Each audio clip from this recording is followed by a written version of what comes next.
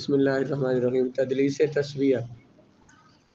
تدلیس کی یہ قسم حقیقت میں تدلیس الاسناد کی ایک آگے قسم بنتی ہے۔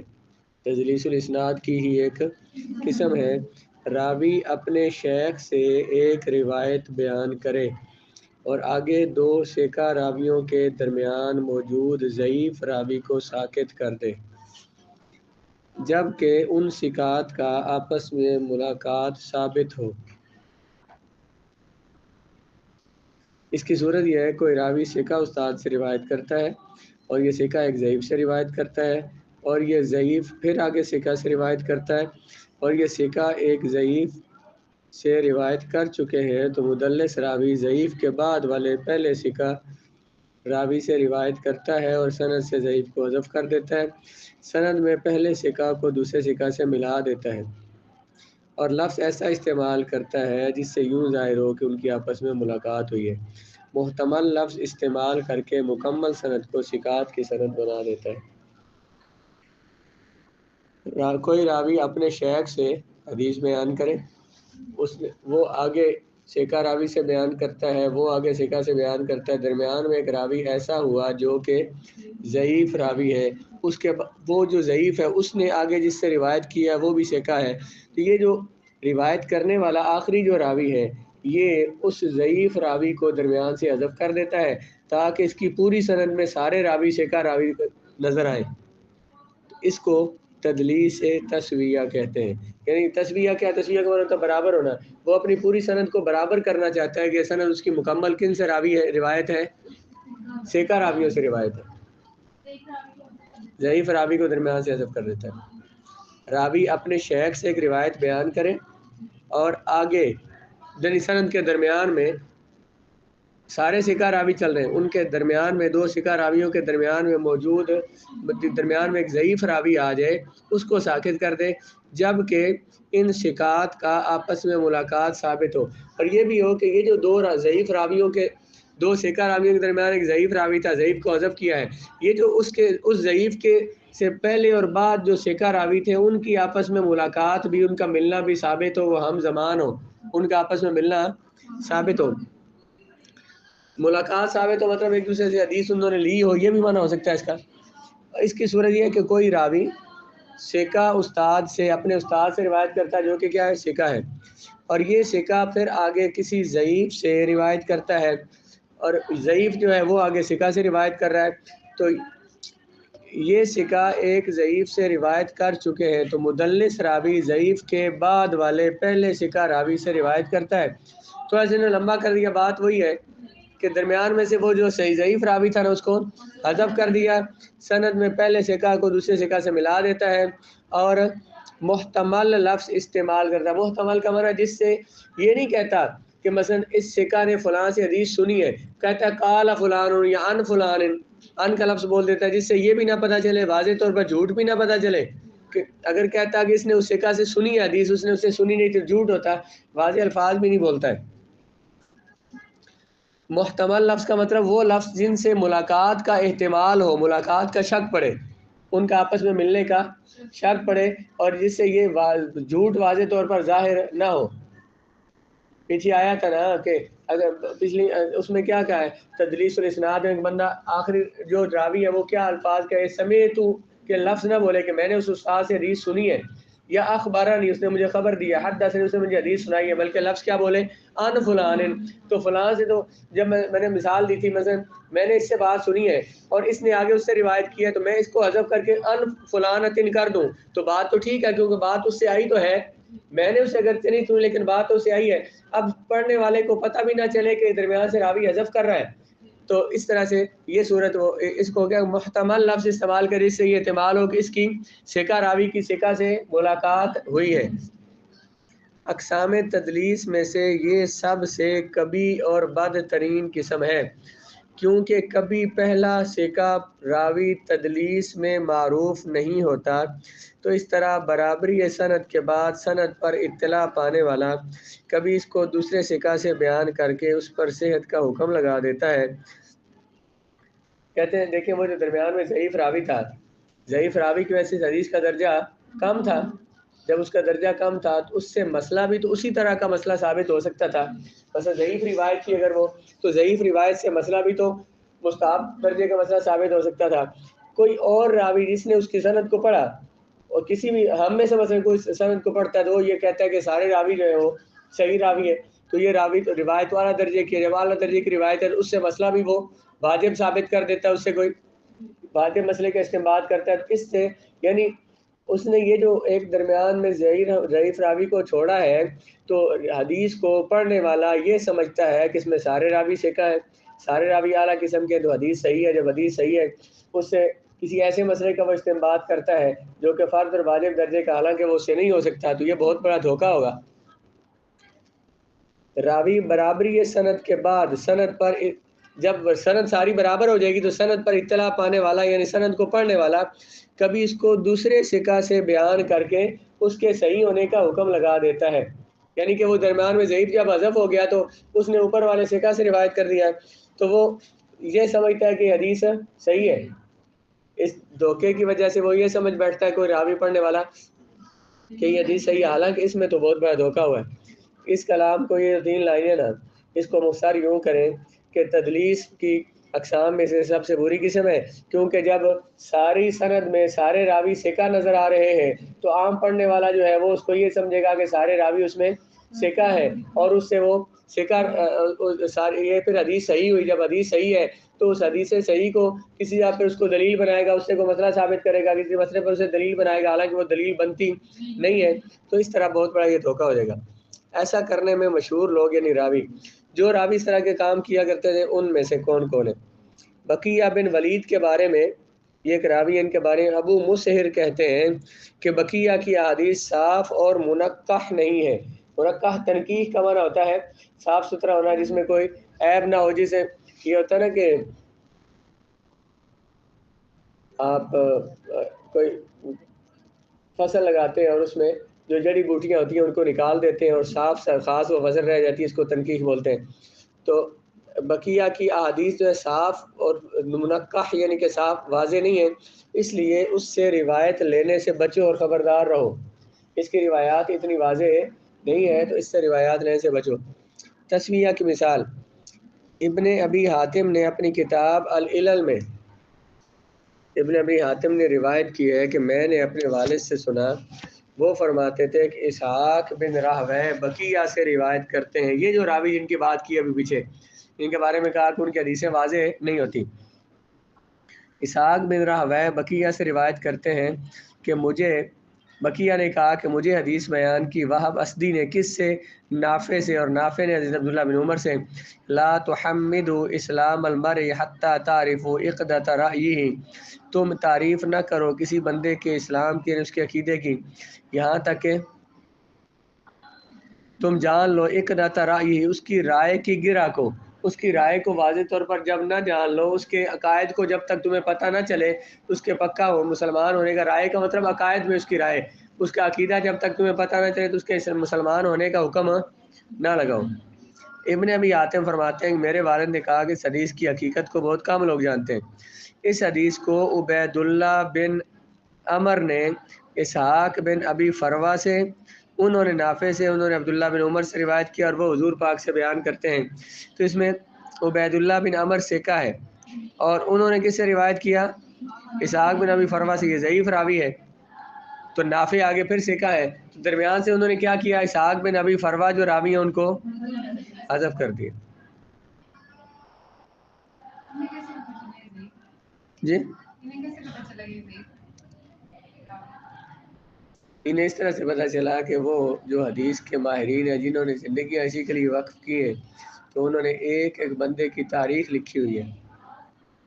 اسلام وہ واحد مذہب ہے کہ اسلام کے ماننے والوں نے صحابہ تابعین کے بعد جو محدثین آئے انہوں نے رسول اللہ علیہ السلام کی احادیث کی جانچ پڑتال کے لیے 5000 راویوں کے محدثین کے حالات زندگی لکھے، ان پہ کتابیں لکھی ہیں. مثلا امام ابن حجر اسقلانی ہیں، ان کی 2 کتابیں اس پر. امام شمس الدین ذہبی ہیں، ان کی 3 کتابیں اس پہ.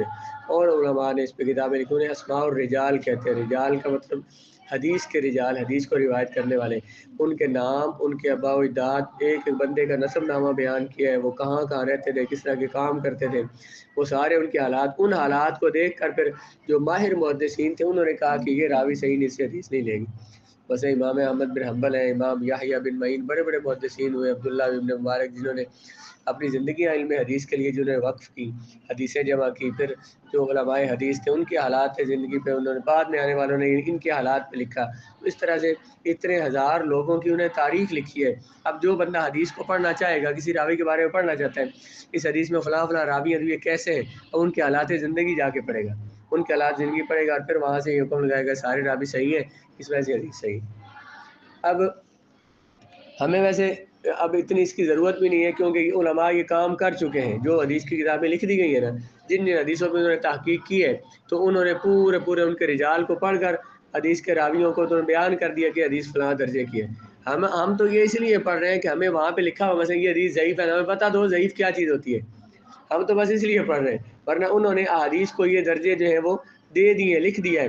بس آپ صحیح بخاری پڑھیں گے تو اس کے جو شارحین ہیں وہ بیان کریں گے فلاں راوی نے اس حدیث کو یہ درجہ دیا، فلاں نے یہ درجہ دیا. امام ترمذی ہے، حدیث جمع کرتے ہیں، حدیث لکھتے ہیں ترمذی میں، ہر حدیث کے آخر میں لکھتے ہیں ھذا حدیث صحیح، ھذا حدیث حسن غریب، ھذا حدیث ضعیف.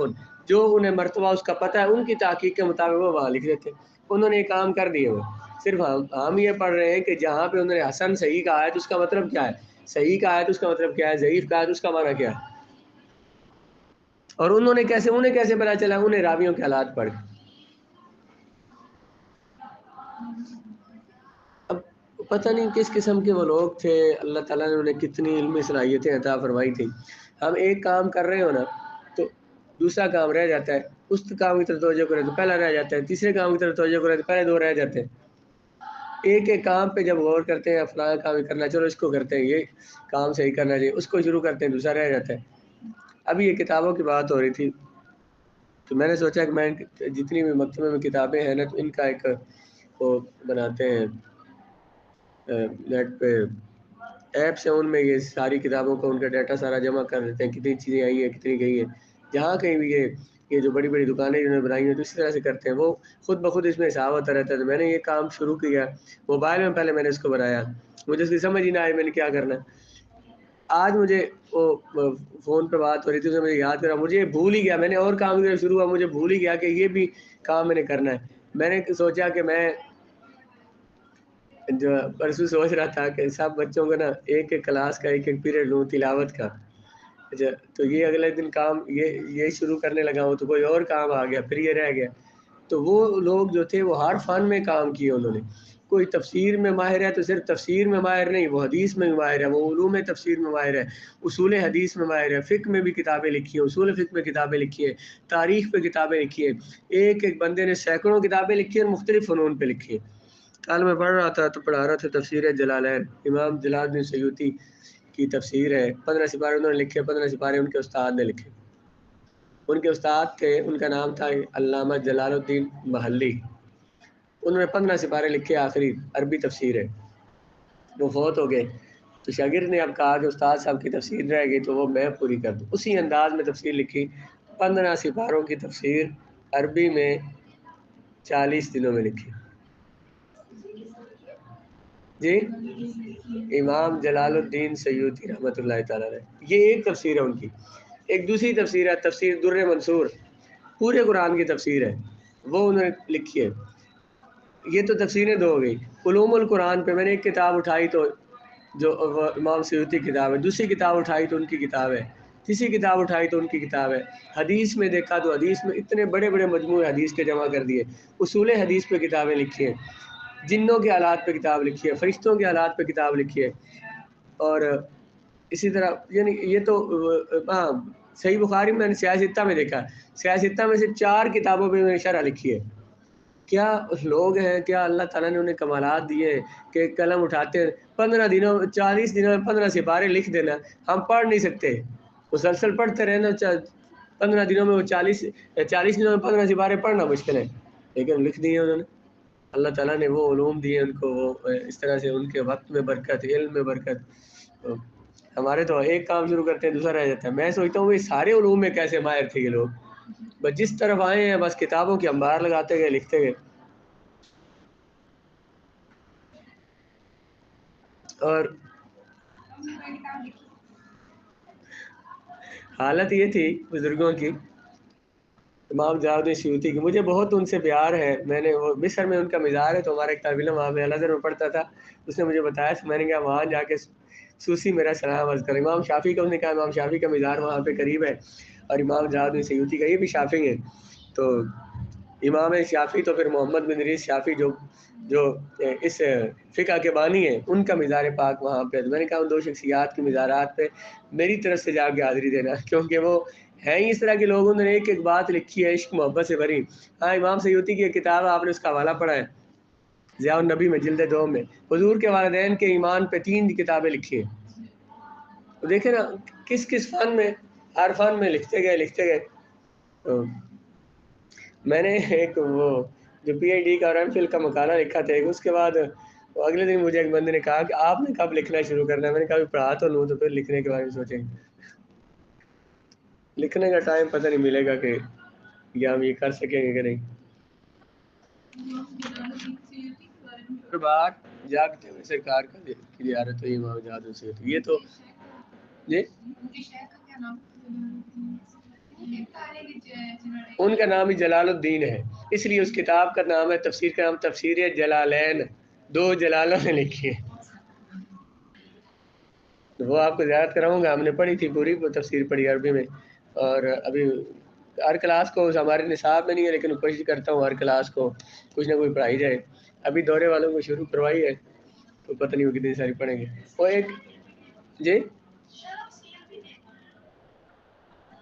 قرآن پاک کی تفسیر وہی عربی میں لکھی ہے انہوں نے، عربی ہے. پھر اس عربی تفسیر پہ پھر آگے حاشیے، اس پہ پھر لوگوں نے کتابیں لکھی ہیں. 2 حاشیے، ایک میرے پاس موجود ہے اس پہ، وہ اس کا میں نے پورا مطالعہ کیا تفسیر پڑھتے ہوئے. یعنی وہ تفسیر ہے ایک لفظ میں 2 لفظوں میں، ایک لائن میں انہوں نے ایک آیت کی تفسیر کی ہے. بہت شاندار تفسیر کی ہے. یعنی وہ ایک لفظ میں اس کا لفظوں کی تشریح بھی کرتے گئے، سوالوں کے جواب بھی دیتے گئے، قرات کہیں پہ بیان کیے وہ بیان کرتے گئے، تحقیق الفاظ کی پڑھتے ہیں، اس لفظ کا یہ لغوی معنی ہے وہ معنی بھی بیان کرتے ہیں. کتنے خوبصورت انداز میں قرآن کے ساتھ ساتھ وہ ایک لفظ قرآن کا لکھا ہوا ہے، 2 لفظوں میں تشریح آگے، پھر قرآن پہ اس طرح سے انہوں نے یعنی وہ اس کو ساتھ جمع کیا. پھر اس پہ پھر حاشیے لکھے علماء نے اس تفسیر پر. پھر تو علامہ احمد ساوی مالکی ہیں، ان کی تفسیر وہ اس کے 6 جلدوں میں ہے. تو جب ہم جلالین پڑھ رہے تھے، 3 4 جلدیں اس کی میں نے پڑھی، وہ خود ہی پڑھی تھی. اس میں عبید اللہ بن عمر کی کنیت جو ہے وہ ابو وہب ہے. راوی کون تھا؟ ایک عبید اللہ بن عمر، جن کی کنیت کیا ہے، جو حدیث میں ابو وہب اسدی جو آیا نا، یہ عبید اللہ بن عمر ہے. اب دیکھیں نا، یہ انہوں نے تاریخ پڑھی تو انہیں پتا چلا کہ ان کا لقب یہاں پہ استعمال ہوا ابو وہب، تو نام ان کا کیا ہے؟ عبید اللہ بن عمر. تو یہ راوی جو ہے یہ ثقہ ہے. آگے جو ہے امام نافع جو عبداللہ بن عمر کے شاگرد ہیں، وہ بھی ثقہ ہیں. درمیان میں ایک راوی تھا جو کہ ضعیف ہے، وہ کون ہے؟ درمیان سے اسحاق بن ابی فروہ کو ترک کر دیا، تو کوئی بھی اس تک رسائی درمیان میں انہوں نے چھوڑ دیا اس راوی کو، اس کا ذکر نہیں کیا جو ضعیف راوی تھا. کوئی بھی یہ جان نہیں سکتا کہ درمیان میں راوی کون حذف ہے. بظاہر یہ نظر آتا ہے کہ ساری حدیث میں ساری راوی صحیح ہے. تدلیس شیوخ اور اس کی تعریف. اس کو